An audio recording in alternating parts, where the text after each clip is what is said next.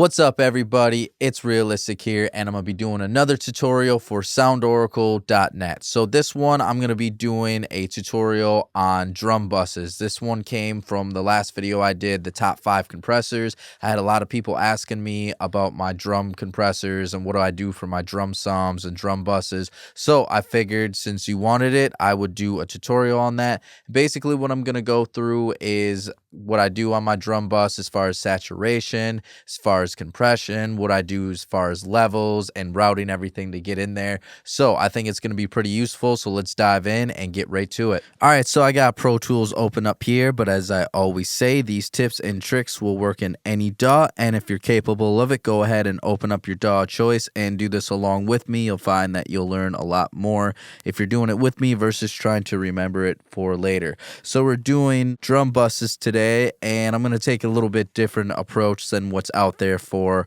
most online tutorials. Most online tutorials use natural drums that were recorded. There's thousands of those out there. So if you're a natural drum person, there's thousands of those videos out there for you.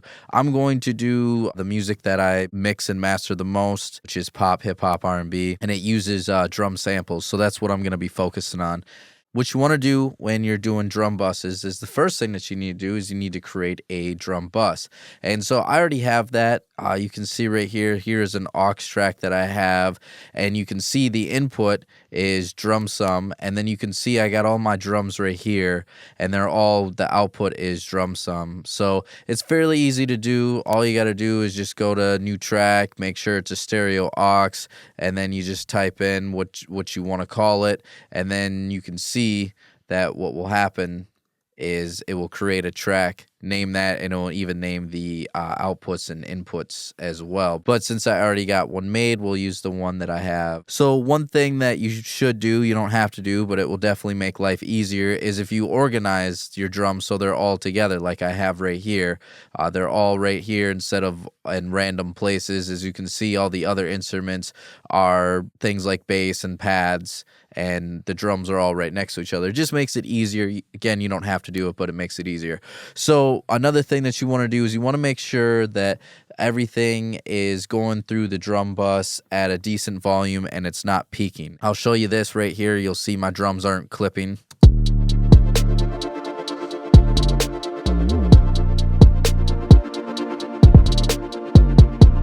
You see I have plenty of headroom right there, and it's better than having to control the master volume on this aux track for later, because you want to be able to have headroom going into it rather than trying to turn it down to get the headroom. It just makes for a cleaner tone. So those are some things that you definitely want to make sure that you're doing. So one of the things that I do at first in my chain when I'm doing a drum bus is I like to add a little bit of distortion.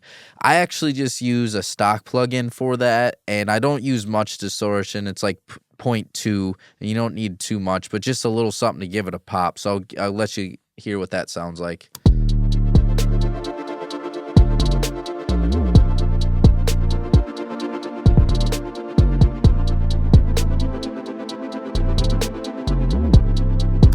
So you can hear that gave it a little bit of energy. I mean, you can use anything, the stock plugins that you see in Pro Tools, Logic, Ableton, Reason, long list, Fruity Loops, they all work just fine. You can also use things like Decapitator.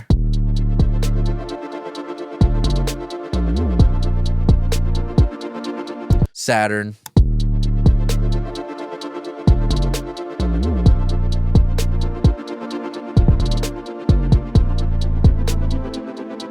Just a little something to give it an extra pop. You don't have to do it. It does help to give a little bit more energy and just a little bit more feel, a little bit more punch to it as well. So those are things that I do for distortion. And then after that, the main thing of what this video is about is bus compression.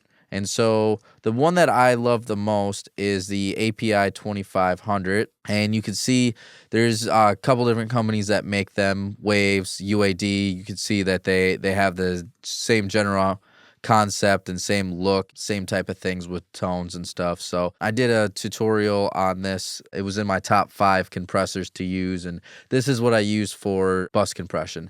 Obviously, you can use other things. A lot of people love the SSL bus compression. Other people like the Pro C2. It's really nice because it actually has a bus compressor as far as style. So I'll definitely go over those and what those sound like in a moment. But let's focus real quick on this one because this is what I love the most on for drums. So let's go through it and zero this out so it's exactly how it should be, to where it's just doing nothing. High threshold, slow attack, low ratio, fast release. It's not doing anything. That way we can actually hear the differences as I'm making the adjustments. So one thing that you want to consider is having a fairly slow attack, because if you have a fast attack, what's going to happen is it's going to cut your transients off of your drums, and then drums are going to lose their punch because the attack means the compressor is going to come down a lot faster. So I like to do a fairly slow attack when I'm doing bus compression, especially when I'm dealing with drums or on my master fader. And I like to do a fairly mid-fast release. That way it's just compressing the tail a little bit there too. So, and I try to do a low ratio, either 1.5 to 2, because I'm not trying to do too much of a gain reduction. If you remember from my videos before, the ratio is how much gain is going in compared to how much gain is coming out. So 2 to 1 means if 2 dB of gain is going in, 1 dB of gain is coming out. So that's why I don't want to do it too much. I don't want to do 4 where I'm putting 4 dB in and I'm only getting 1 dB out. I don't want to, take the volume out. I just want to kind of glue things together to give it a nice solid feel. So let's go through this and give it a listen.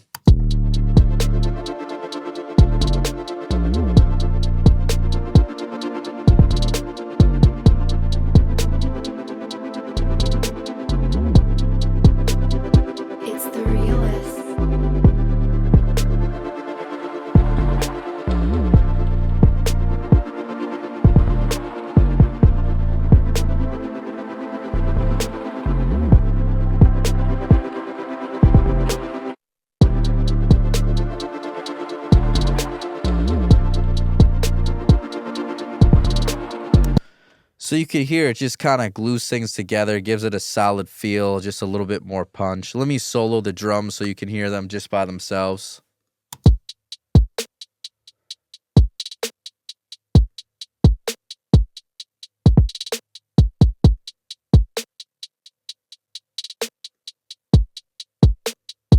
So you can kind of hear now that they're soloed, that just gives it more of a feeling that they're all joined together. They're nice and solid. They're one happy unit, and it just gives it a little extra punch. Now let me show you what I was talking about with the attack if we were just a little too rough on the attack.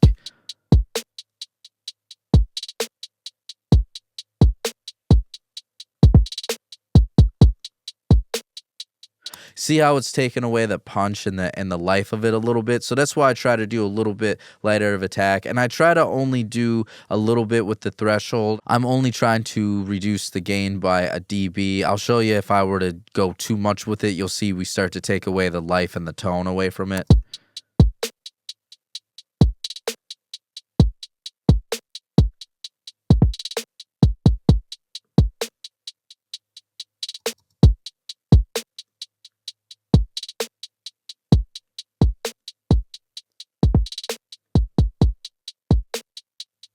See, with a combination of that fast attack and that hard threshold right there, we're starting to take away the life of it. So let's put it in the mix.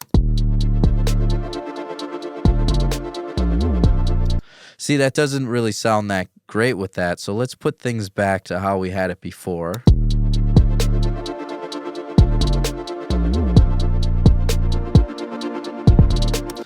So yeah, those are the main tips that you want to do when you're doing bus compression. Just kiss it a little bit. You don't want to do too much of a gain reduction there, and you don't want to do too fast of an attack because it will take away that life and take away those transients. This is the one that I use the most just because I love the tone of it. I think it has a really awesome tone to it. I'll show you what a couple of the other ones sound like the SSL one. This one definitely sounds great as well. So when you load this up, actually, you want to be careful because the attack is set to a medium fast one right here.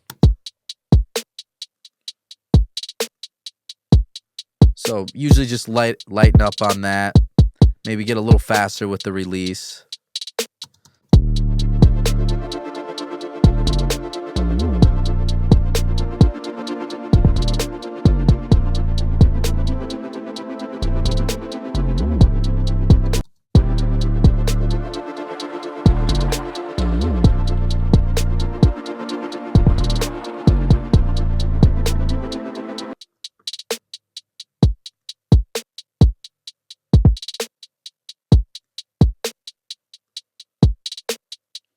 So that's the SSL one, how that works. It's fairly easy to use. Again, I did the top 5 compressors a few weeks back, and I went through this one. The ratios, I usually just keep this at 2 when I'm doing bus compression because I feel like 4 and 10 are just a little too much.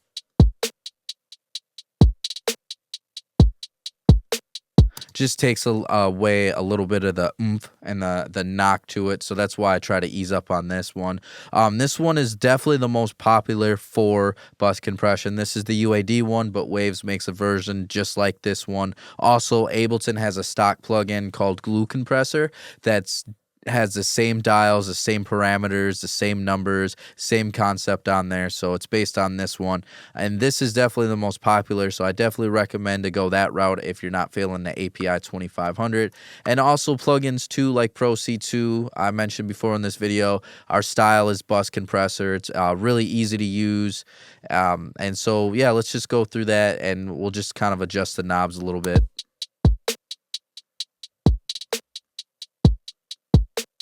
You can hear too, as soon as I came up on the attack, we started to have a little bit better of a tone.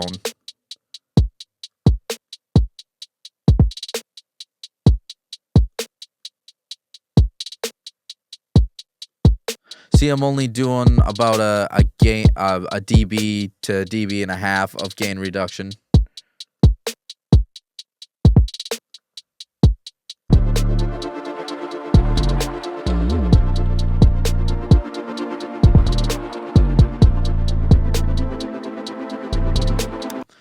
So now let me show you with the settings I had before with the distortion and the API 2500 here, and then I'll just take it out in between so you can hear a difference.